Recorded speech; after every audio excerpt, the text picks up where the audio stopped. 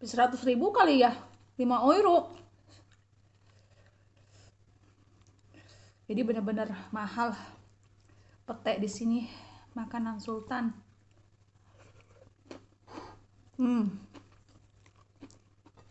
Tapi memang rasanya itu ngangenin gitu, mengingatkan zaman dulu ya. Cuma mampu makan sama lala pete sama sambal gitu kan. Sekarang pete sama daging lebih mahal pete ya, tapi tetap aja dikejar karena memori, kenangan. Ini tangan ya, buat ngubek-ngubek WC, tapi udah bersih, udah dicuci, terus udah direndam pakai larutan alkohol disinfektan gitu kan, jadi bebas kuman, nggak usah takut ya makan pakai tangan. Walaupun kerjanya sebagai babu ngubek-ngubek WC. Lanjut ya. Nah terus saya masuk ke kantor itu, saya bilang di situ ada 2 ibu yang kerja di situ, staff ya. Dan saya bilang, saya kagak terima dituduh sembarangan. Saya bilang,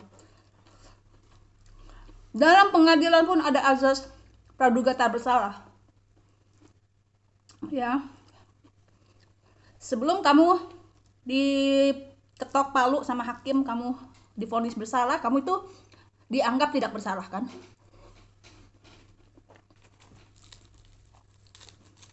Saya bilang, ini orang enak-enaknya nuduh saya, padahal saya udah bilang bukan saya pelakunya. Terus dia kagak percaya, ngaduin saya ke bos gitu kan.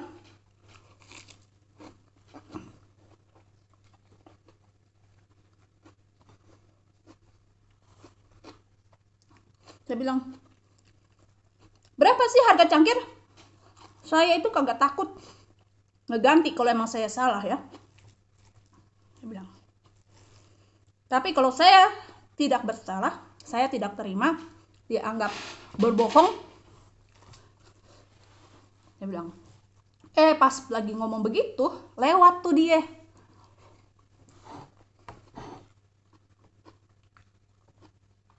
Psikolog kurang ajar itu. Langsung lah dipanggil sama rekannya itu. Christina sini.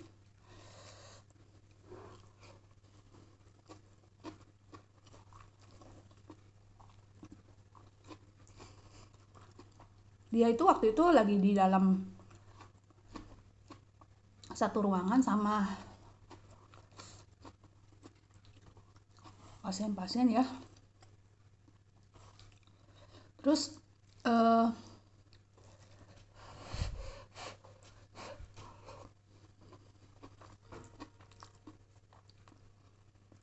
panas.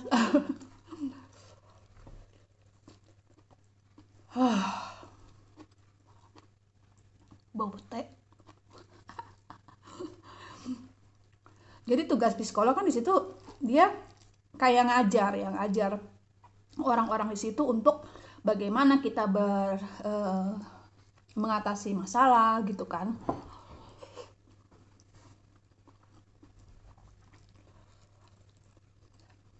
Terus saya bilang gini, ngajarin orang bisa ya, saya bilang, sendirinya seenaknya nuduh orang, saya bilang gitu. Dia ketakutan. Tunggu, ini oven saya bunyi. Nah jadi kesempatan itu dia kayaknya ada telepon gitu, dia lagi ada telepon, jadi dia keluar dari ruangan itu, padahal seharusnya dia lagi ada sama kelompok itu kan, dia di dalam ruangan itu dia harus mengajar. Nah karena dia ada telepon, terus dia keluar, begitu dia lewat kan langsung dipanggil, terus dia langsung bilang begini, oh saya nggak ada waktu, saya harus ada grup, ada ini, ada telepon, saya nggak bisa. Dia lari, dia kabur, ngibrit dia masuk ke dalam kantornya. Saya lanjutin. Saya bilang, saya bilang, bukan pembohong, saya bilang. Saya kerja di sini, saya kagak takut. Kalau saya salah, saya akan bertanggung jawab. Tapi kalau saya tidak salah, saya akan membela diri sampai dimanapun, saya bilang, saya layanin.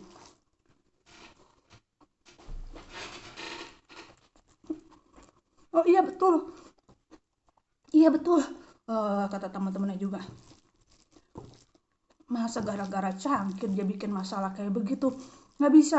Nanti kita tanya siapa yang melakukan, dan kita akan beresin ini. Sengaja ya sama saya. Saya bilang begitu supaya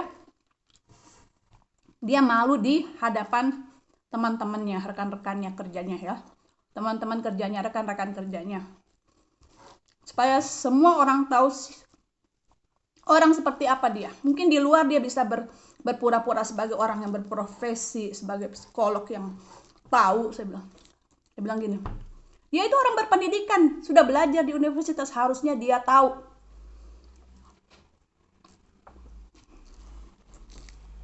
Saya gituin. Jangan main-main sama babu Jerman. Dia pikir gue takut. Jangan kan baru psikolog, baru dokter ya. Orang gila juga gue ladenin. Pernah kan saya pernah cerita ya. Orang gila sama saya bentak. Dia maki-maki saya bentak lagi sampai ngibrit, birit-birit ngadu sama perawat.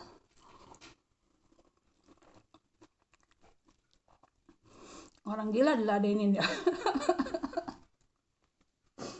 Aduh. Begitulah suka duka kerja di Jerman yang penuh dengan liku-liku. Pulang kerja kita makan sama pete, nikmat.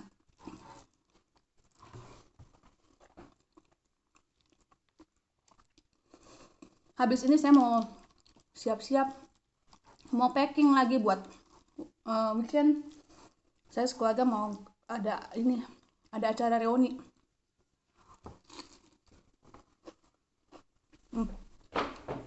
Saya lagi bikin ayam panggang di oven. Aduh, jadi kalau babu tuh makannya harus banyak protein. Ini sekarang ada udang, ya pakai udang, pakai telur. Dan nanti saya mau makan sama ayam panggang. Biar kuat gitu loh. Makan banyak ya. Nah ya, saya pulang dan saya cerita sama suami saya kan. Terus suami saya langsung negur saya, kamu gimana sih? Kalau kamu kayak begitu, artinya kamu nggak menyerahkan itu sama Tuhan gitu. Kamu membalas dan tidak mengizinkan Tuhan untuk bertindak buat kamu membalas gitu kan. Terus saya bilang, loh saya udah berdoa ya, saya sudah kejadian itu saya berdoa dan saya bilang, Tuhan engkau hakim yang maha adil dan saya ini anakmu gitu ya. Kita kalau sebagai orang tua anak kita ngadu bagaimana dia diperlakukan dengan tidak adil gitu kan, pasti kita sebagai orang tua hatinya gimana gitu kan. Apalagi kita datang sama Bapak kita di surga gitu ya, bagaimana pasti hati seorang orang tua tuh gimana gitu kan. Dan saya bilang masih mending jatuh ke tangan saya daripada jatuh ke tangan Tuhan, saya bilang. Mungkin jatuh ke tangan saya ngeri, tapi kalau jatuh ke tangan Tuhan itu lebih ngeri lagi. Kalau sampai Tuhan yang bertindak, saya bilang ke suami saya, kalau sampai Tuhan yang bertindak, habis dia gitu kan. Dan kadang-kadang sama anak juga begitu ya, kalau kita membela anak kita gitu, misalnya anak kita dibully nih sama temannya ya, anak kita dibully, terus kita yang bertindak, kita nyamperin anak itu dan kita ngomelin gitu kan. Mungkin untuk sementara kayaknya masalah itu selesai, tapi nggak lama kemudian anak kita malah lebih dibully lagi kan, karena anak itu juga nggak belajar untuk membela dirinya sendiri gitu kan. Akhirnya nanti bakalan jadi ejekan teman-temannya, dia mama beraninya ngadu gitu sama orang tua kayak gitu. Jadi kadang-kadang saya suruh anak saya, kamu bisa selesaikan sendiri, kamu bisa lawan sendiri, kamu lebih kuat, kamu lawan dia gitu kan, supaya dia juga lebih dihargai dan nggak dianggap enteng sama teman-temannya gitu kan. Jadi saya berdoa, saya bilang saya sudah menyerahkan perkara ini sama Tuhan, saya bilang kalau Tuhan mau bertindak gitu ya, tapi waktu itu saya merasa Tuhan menyuruh saya untuk bertindak gitu. Saya dikasih dorongan gitu. Itu kayak ada suara bilang, udah kamu ke sana, kamu bilang, kamu cerita ke sana ke kantor gitu. Jadi saya bertindak bukan karena kemauan saya sendiri, tapi saya merasa Tuhan menginginkan saya membuka jalan buat teman-teman saya yang lain. Kalau seandainya teman-teman saya, rekan sesama babu, diperlakukan kayak begitu, paling tidak mereka sudah ada pengalaman, dan juga untuk kedepannya orang nggak menganggap enteng gitu ya, bahwa kerjaan kita babu, tapi bukan berarti kita itu pembohong. Kalau kita mecahin, saya bukan orang yang takut untuk mengakui kesalahan, untuk minta maaf kalau salah gitu. Tapi kalau kita tidak salah gitu ya, gitu kita punya hak juga untuk membela diri dan mengajarkan sama orang lain untuk memperlakukan kita dengan respect ya, dengan penuh hormat gitu. Kalau kita tidak bersalah terus kita dituduh, saya bilang itu sesuatu yang tidak bisa diterima, dan Anda sebagai orang yang pendidikan pun harusnya tahu itu, saya bilang gitu. Dan juga ini lebih baik buat kesehatan mental ya. Kalau kita sebagai orang Kristen kan diajar untuk mengalah gitu ya, mengampuni, memberikan pipi kanan kalau pipi kiri ditampar gitu kan. Itu bikin kadang-kadang kita jadi tertekan secara mental, karena mungkin kita ngalah gitu, tapi kita merasa masih penasaran, masih kesal gitu kan. Jadi saya pikir ya, kalau kita keluarkan gitu kan, intinya kalau dia minta maaf sama saya karena memang dia salah gitu kan, saya akan menganggap masalah ini selesai gitu. Kalau dia nggak ngaduin saya ke atasan pun, saya nggak akan perpanjang masalah ini. Tapi karena dia mengadukan saya ke atasan saya gitu, artinya dia cari gara-gara gitu kan. Jadi untuk kesehatan mental saya harus keluarin gitu, dan harus unek-unek saya keluarin gitu, dan konfrontasi gitu. Bukan berarti kita pendem aja gitu, akhirnya kita merugikan diri kita sendiri karena kesehatan mental kita yang jadi korban gitu kan.